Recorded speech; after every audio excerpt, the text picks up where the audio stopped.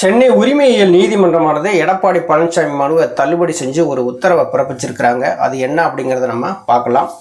அனைவருக்கும் வணக்கம். தொடர்ந்து ஆதரவளித்து வர அனைத்து அன்பு உள்ளவங்களுக்கும் மிக்க நன்றி. ஃபர்ஸ்ட் டைம் இந்த சேனலை நீங்கள் பார்க்குறீங்க அப்படின்னா சப்ஸ்கிரைப் பண்ணி பாருங்கள். வாங்க வீடியோக்குள்ளே போகலாம். எடப்பாடி பழனிசாமி எங்கே போனாலுமே முட்டுன மாதிரி கதையாக தான் இருக்குது. எடப்பாடி பழனிசாமி அதிமுகவினுடைய பொதுச் செயலாளர் தேர்வு செய்யப்பட்ட நாளிலிருந்தே பார்த்தீங்கன்னா அதிமுகவில் மிகப்பெரிய ஒரு குழப்பங்கள் ஓடிட்டு இருக்கு. அதிமுக இரண்டு பிளவுகளாக இருக்குது. ஒரு பக்கம் ஓபிஎஸ், இன்னொரு பக்கம் இபிஎஸ் அப்படிங்கிற ஒரு இரு பிளவுகளாக இருக்குது. முறையாக எடப்பாடி பழனிசாமி அதிமுகவினுடைய பொதுச் செயலாளராக தேர்வு செய்யப்படலை. பொதுக்குழு கூடி தன்னை ஒரு பொதுச் செயலாளராக அவராக தேர்வு பண்ணிக்கிட்டார். எடப்பாடி பழனிசாமி 2022 ஜூலை 11 நினைக்கிறேன் அந்த ஒரு பொதுக்குழு கூட்டத்தில் எடப்பாடி பழனிசாமியை ஒரு பொதுச் செயலாளராக இடைக்கால பொதுச் செயலாளராக தேர்ந்தெடுக்கிறாங்க. அங்கே பல தீர்மானங்கள் நிறைவேற்றுறாங்க. இந்த தீர்மானங்களும் எடப்பாடி பழனிசாமி பொதுச் செயலாளராக தேர்ந்தெடுக்கப்பட்டதும் செல்லாது என அறிவிக்கக்கூறி தான் சென்னை உரிமையியல் நீதிமன்றத்தில் ஐயா ஓபிஎஸ் அவர்களும் திண்டுக்கலை சேர்ந்த சூரியமூர்த்தி அவர்களும் ஒரு வழக்கை போட்டிருக்காங்க. இப்போ சூரியமூர்த்தி அவர்களுடைய வழக்கு இப்போ எடப்பாடி பழனிசாமியை கழுத்துப்பிடியாக பிடிச்சி நிப்பாட்டுது. இப்போ சூரியமூர்த்தி அவர்கள் ஏற்கனவே பார்த்திங்கன்னா தேர்தல் ஆணையத்தில் ஒரு மனு ஒன்று கொடுத்துருந்தார். அந்த மனுவை தேர்தல் ஆணையம் கண்டுக்கிறவே இல்லை. அந்த மனுவில் அவர் என்ன குறிப்பிட்டிருந்தார் அப்படின்னா, அதிமுக கட்சி விதிகளுக்கு முரணாக செயல்படுறது, அதிமுகவில் நீயா நானா அப்படிங்கிற போட்டி நிலவுது. அதிமுக எடப்பாடி பழனிசாமிக்கு ஒரு குறிப்பிட்ட தரப்பினருக்கு மட்டும் இந்த இரட்டை இலை சின்னத்தை நீங்கள் கொடுக்கக்கூடாது, அது இரட்டை இலை சின்னத்தை அதிமுகவுக்கு கொடுக்கக்கூடாது, தடை விதிக்கணும் அப்படி சொல்லி தான் அவர் தேர்தல் ஆணையத்தில் ஒரு மனுவை கொடுக்குறாரு. தேர்தல் ஆணையமும் சூரியமூர்த்தியுடைய மனுவை கண்டுக்கல. சூரியமூர்த்தி என்ன பண்ணார், நேராக சென்னை உயர்நீதிமன்றம் போகிறார். சென்னை உயர்நீதிமன்றத்தில் ஒரு மனுவை போடுறாரு. அந்த மனு விசாரணைக்கு வருது.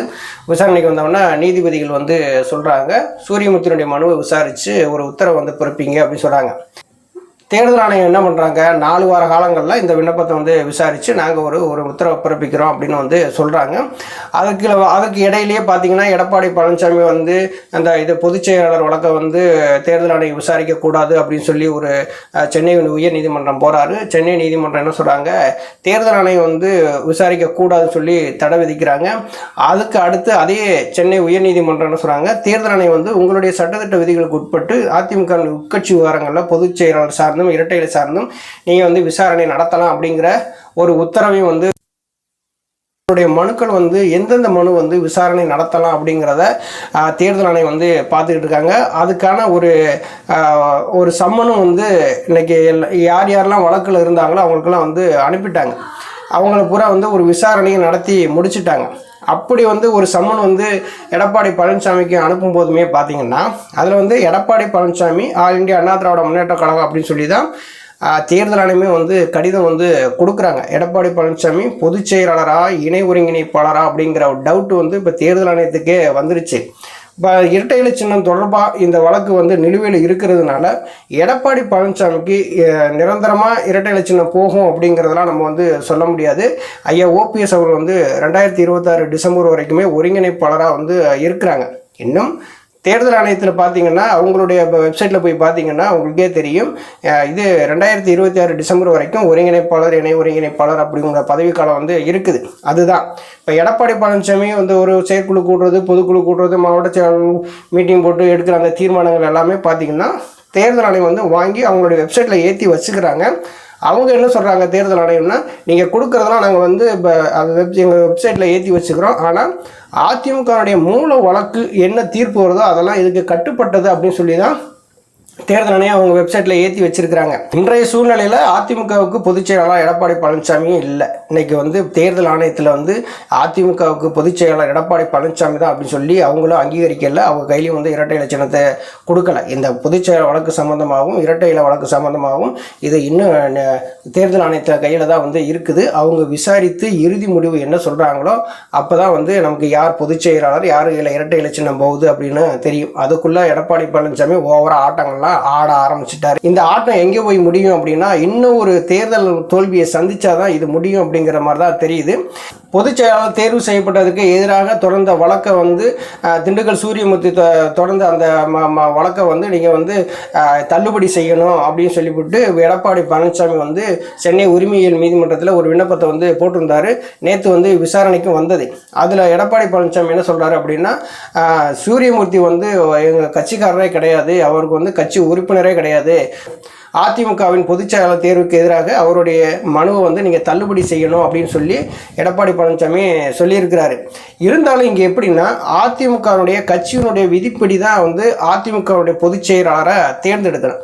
அதிமுகவில் இருக்கக்கூடிய அடிமட்ட தொண்டர்கள் தான் நீ வந்து ஒரு பொதுச் செயலாளரை வந்து தேர்வு செய்யணும். புரட்சித் தலைவர் எம்ஜிஆர் அவர்களுடைய விதி என்ன அப்படின்னா, புரட்சித் தலைவர் எம்ஜிஆர் அவர்கள் தொண்டர்களுக்கு கொடுத்த அந்த உரிமை என்ன அப்படின்னா, ஒரு பொதுச் செயலாளரை ஒரு அடிப்படை தொண்டன் தான் தேர்ந்தெடுக்கணும்.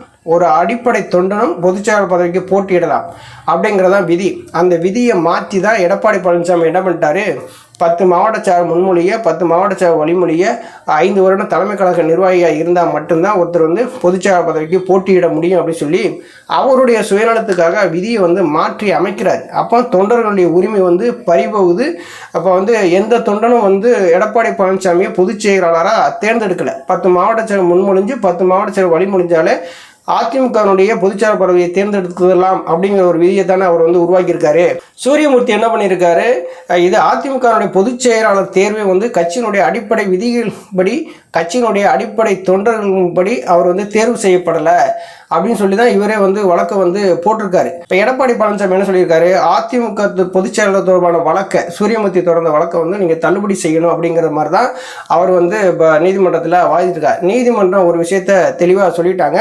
கட்சியினுடைய அடிப்படை விதிகளின்படி, கட்சியினுடைய அடிப்படை தொண்டர்களின்படி நீங்கள் வந்து பொதுச் செயலாளர் வந்து தேர்ந்தெடுக்கப்படணும் அப்படிங்கிறத கட்சியினுடைய விதி சொல்லுறதை அதை வந்து கோர்ட்டும் வந்து சொல்கிறாங்க. அதனால் இந்த வழக்கு வந்து விசாரணைக்கு உகந்தது தான், இதை வந்து தொடர்ந்து வந்து இது விசாரணை வந்து நடக்கலாம் அப்படின்னு சொல்லிவிட்டு எடப்பாடி பழனிசாமி கொடுத்து அந்த மனுவை தள்ளுபடி பண்ணிட்டு சூரியமூர்த்தியினுடைய வழக்கை அதை வந்து தொடர்ந்து விசாரணை நடத்தணும் அப்படிங்கிற ஒரு உத்தரவையும் வந்து சென்னை உரிமையியல் நீதிமன்றம் வந்து வழங்கியிருக்கிறாங்க. இப்போ எடப்பாடி பழனிசாமிக்கு எங்கு போனாலும் வந்து கேட்டு போட்டு பூட்டினது மாதிரி தான் இருக்குது. இப்போ எடப்பாடி பழனிசாமி எங்கே போய் முட்டினாலுமே ஒரு நிரந்தர தீர்வு வந்து கிடைக்க மாட்டேங்குது. நீதிமன்றம் போனாலும் நிரந்தர தீர்வு கிடைக்க மாட்டேங்குது. இங்கிட்டு வந்து தேர்தல் ஆணையம் போனாலும் நிரந்தர தீர்வு கிடைக்க மாட்டேங்குது. எதுவுமே இல்லாமல் வந்து அவர் இப்போ அல்லாடிக்கிட்டு இருக்கார். இதையெல்லாம் தணிக்கணும், இந்த சூட்டை தணிக்கணும், நம்ம வந்து பொதுச் செயலாளராக நம்ம வந்து இருக்கணும், கையில் இரட்டை இலை சின்னம் வேணும் அப்படிங்கிறதுக்காக தான் எடப்பாடி பழனிசாமி என்ன பண்ணியிருக்காரு, பிஜேபியோட போய் கூட்டணி வச்சிருக்காரு. பிஜேபியை நம்பினோம்னா ஏதாவது நம்ம செஞ்சு கொடுப்பாங்க. ஏற்கனவே பிஜேபியோட கூட்டணி வச்சு தானே இந்த சின்ன சின்ன இடைக்கால தீர்ப்புகள்லாம் வந்து வாங்கினாரு. அதே மாதிரி இந்த முறையும் வந்து நம்ம கூட்டணி வச்சு அந்த இரட்டை இலை சின்னத்தையும் பொதுச் செயலாளரையும் வந்து நிரந்தரமாக நம்ம பண்ணிட்டோம் அப்படின்னா நமக்கு எந்த விதமான கவலையும் இல்லை அப்படின்னு சொல்லிவிட்டு எடப்பாடி பழனிசாமி நினச்சி தான் இப்போ வந்து பிஜேபியோட கூட்டணியே வச்சிருக்கிறாரு.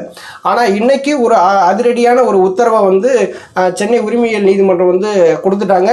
திண்டுக்கல் சூரியமூர்த்தி தொடர்ந்து அந்த வழக்கை வந்து நீங்கள் விசாரணை நடத்தலாம் அப்படின்னு சொல்லி எடப்பாடி பழனிசாமியுடைய மனுவை வந்து தள்ளுபடி பண்ணியிருக்காங்க. சாமானிய மக்கள் வந்து பெரிதும் நம்புறது எது அப்படின்னா நீதிமன்றத்தை தான் நம்புகிறாங்க. நீதிமன்றத்தில் நீதி கிடைக்கும் அப்படிங்கிறத நம்புகிறாங்க இல்லையா, அதை வந்து உறுதிப்படுத்தியிருக்கு இன்றைக்கி வந்து சென்னை உயர்நீதிமன்றம். இது எடப்பாடி பழனிசாமியுடைய மனுவை வந்து தள்ளுபடி பண்ணியிருக்கிறாங்க. அதிமுக பொதுச் செயலாளர் தொடர்பான வழக்கை தொடர்ந்து நீங்கள் விசாரணை நடத்தலாம் அப்படிங்கிறத இதையும் வந்து சென்னை உயர்நீதிமன்றம் சொல்லியிருக்கிறாங்க. நன்றி, வணக்கம்.